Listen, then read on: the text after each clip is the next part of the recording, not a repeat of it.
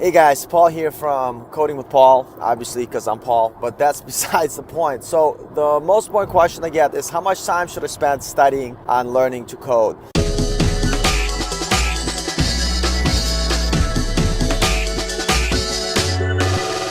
So this is not exact science, but the basic principle is basically a typical college course is 15 weeks and you spend about 3 hours a week in that class. So that comes down to basically 45 hours of actual class time.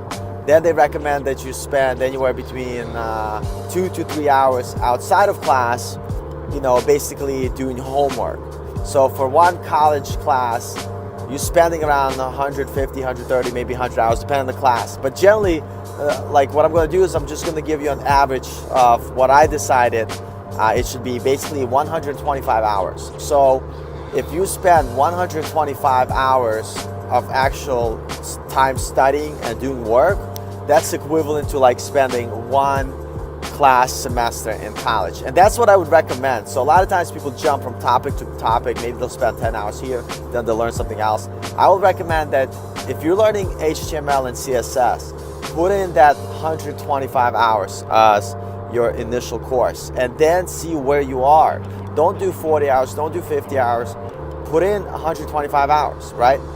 And this might take you a while. If you're working like 1 hour a week, it'll take you forever, right? So if you were to do, simple math, let's say you want to finish in 10 weeks, which is not that bad, right?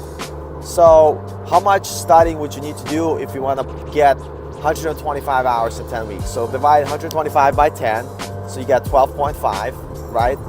So that's 12.5 hours a week you should spend. So basically, if Monday through Friday you spend 2 hours a night, and then the weekends you do that additional 2.5 hours, there's your 12.5 hours of study.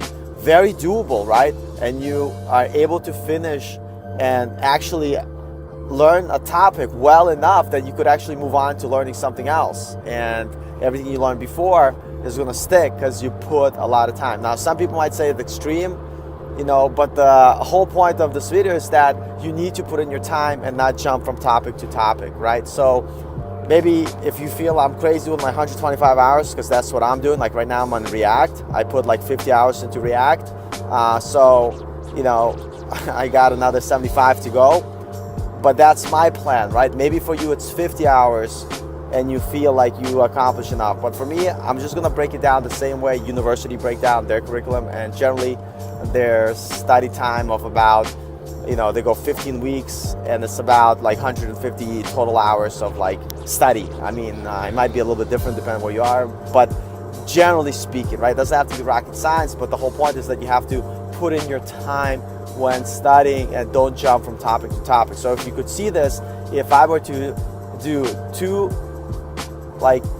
topics that I'm studying, let's say HTML, CSS, and JavaScript, right? And I'm trying to finish in 10 weeks and it's put in my 125 hours. So total is going to be, 250 hours. That's 4 hours of study Monday through Friday and 5 hours of study on the weekends. So you could see how that starts to add up, and this will give you a realistic kind of expectations like, hey, can I become a web developer in 3 months?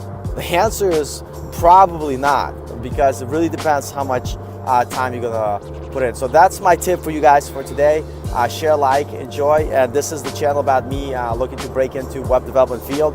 I'm also working on possibly what is the quickest way for not everyone, but for someone interested in breaking the field that allows you to start making money, but at the same time still study. I'll give you a clue. It's learn front end, some JavaScript, and WordPress, and some basic marketing, so you could help people to optimize their website with marketing and their customers in mind. But enough said about that. I'll see you guys next time. Take care. Bye.